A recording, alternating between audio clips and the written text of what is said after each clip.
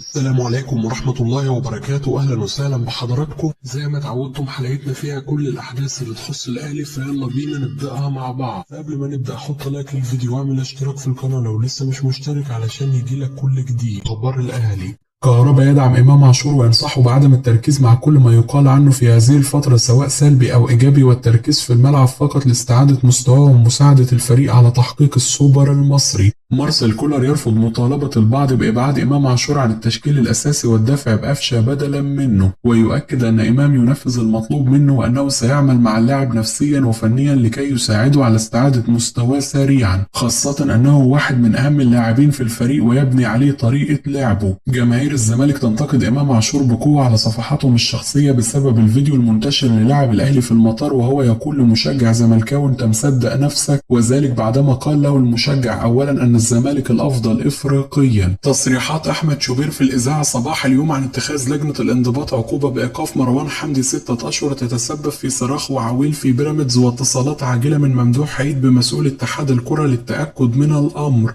أشرف داري ويحيى عطية الله يصلون القاهرة غدا تمهيدا للانتظام في تدريبات الأهلي السبت المقبل بعد استبعادهم من معسكر المنتخب المغربي القادم. المدير الفني لمنتخب جنوب أفريقيا يؤكد أن أسباب شخصية وراء استبعاد بيرسي تاو من المعسكر الثاني على التوالي وأنه يرفض الحديث عنها. اتصالات على أعلى مستوى من بعض مسؤولي الأهلي لإخراج عائلة وسام أبو علي مهاجم الفريق من لبنان بسبب قلقه الشديد عليهم. جماهير الأهلي تتعجب من صمت الإدارة على مرتزقة الإعلام الرياضي الذين يستغلون خسارة الأهلي الأخيرة في الضرب في استقرار الفريق بنشر شائعات عديدة عن الفريق يوميا. محمد الشناوي قائد الأهلي يجري اتصال هاتفي بمحمد رمضان المدير الرياضي الجديد للنادي الأهلي لتهنئته بمنصبه الجديد ويتمنى له التوفيق، والمدير الرياضي يستغل الأمر لمناقشة بعض الأمور التي تخص الفريق معه وحالة الانفلات التي حدثت مؤخرا. الأهلي يؤكد أن كل ما يقال عن عودة أليو ديانج أو أحمد عبد القادر إلى الفريق مجددا في يناير المقبل غير صحيح تماما، وأن النادي يحترم تعاقداته ولن يفكر مطلقا في إنهاء إعارة أي لاعب من الثنائي المذكور. شوبير ينتقد هشام نصر نائب رئيس نادي الزمالك بسبب حديثه عن لاعبي الأهلي وتعاليهم على الكرة ويطالبه بالتركيز مع لاعبي فريقه فقط. أحمد شوبير يتعجب بشدة من نشر بعض الإعلاميين الهجاصين شائعات عن تفكير كولر في عدم العودة لمصر بسبب تعيين الأهلي محمد رمضان مديرا تنفيذيا للنادي وقائما بمهام مدير الكورة، ويؤكد أنه تواصل مع وكيل كولر بنفسه ونفى له هذا الأمر تماما، وأكد على وصول المدرب السويسري للقاهرة خلال الساعات القادمة لاستئناف تدريبات الفريق السبت القادم. كولر يخطط لعقد عدة جلسات فردية مع بعض لاعبي الأهلي لدعمهم نفسيا ومعنويا بعد الانتقادات الكبيرة التي نالت منهم على مدار الأسبوع الماضي منذ الخسارة من الزمالك، ويأمل أن يتخطى اللاعبين الأمر سريعا حتى لا يؤثر عليهم في السوبر المصري. إبراهيم سعيد يشيد بقرار حسام حسن باستبعاد إمام عاشور من المنتخب الوطني، ويؤكد أن لاعب الأهلي لا يستحق التواجد بالفعل لتراجع مستواه وشعوره بنفسه أكثر من اللازم الفترة الأخيرة وتعاليه على الكرة، ويؤكد أن شعور اللاعب بنجوميته تسبب فيما وصل إليه حاليا، وأنه لابد أن ينزل مجددا على أرض الواقع ويعرف أن كرة القدم ليس لها كبير حتى يستعيد مستواه الذي نعرفه عنه، خاصة أنه لو ظل على هذا المستوى من طلبوا بالتعاقد معه هم نفسهم من سيطالبون بإبعاده عن الفريق. غضب كبير في الزمالك من محمد أبو العينين مالك نادي سيراميكا كليوباترا بسبب رفضه بيع أحمد رمضان بيكم للزمالك حفاظا على علاقته بالأهلي وتفضيله التعامل مع بيراميدز على التعامل مع الزمالك في صفقة صديق أجولة. ومصدر بالأهلي يؤكد أن الخطيب ليس له أي علاقة بهذا الأمر تماما، واتهامه بالتدخل لمنع انتقال بيكم للزمالك كلام تافه وليس له أي أساس من الصحة، والخطيب ليس له أي علاقة برغبة رئيس سيراميكا كليوباترا ولا يشغل باله أصلا بهذه الأمور، فإذا كان الأهلي في حاجة له لكان تحرك لضمه. حسين لبيب رئيس نادي الزمالك يوجه اللوم الشديد لنائبه هشام نصر بسبب الحديث عن تجديد زيزو في الإعلام بطريقة مزعجة للاعب ووالده، ويؤكد له أنه كان من الأفضل ألا يتحدث عن أرقام ويرد بأي طريقة أخرى. غضب في الزمالك من محمد صبحي وحسام عبد المجيد بسبب حديث الثنائي بشكل إيجابي عن إمام عاشور رغم صدامه مع زميلهم في الفريق نبيل عماد دونجا.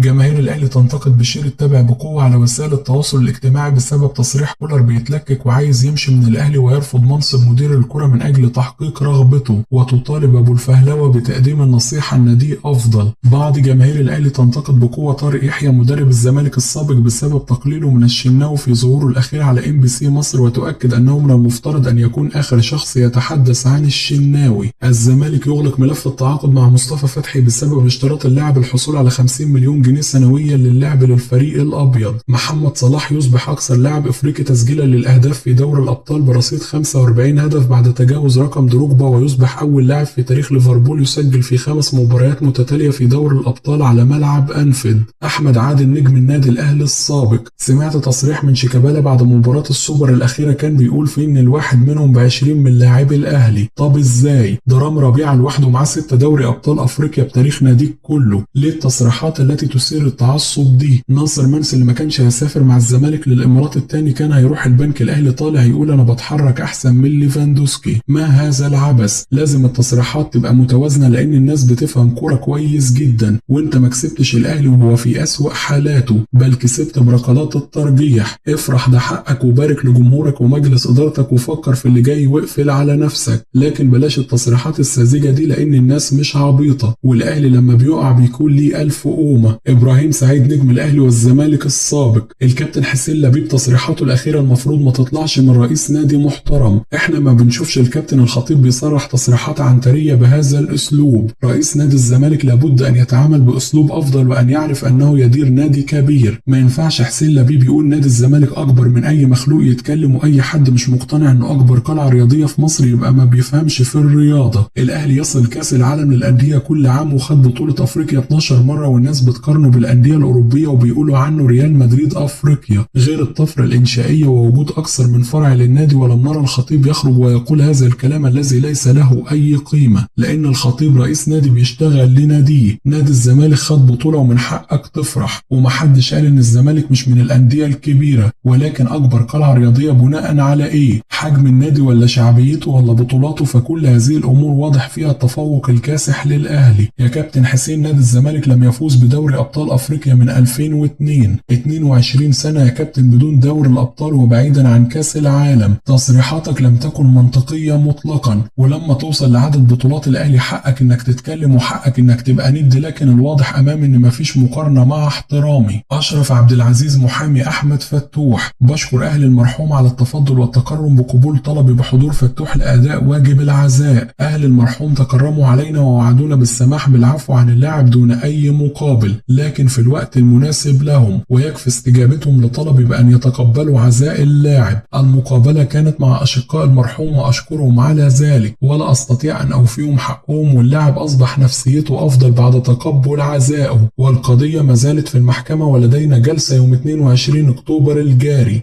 كده تكون انتهت اخبارنا، اشوفكم على خير في حلقه جديده.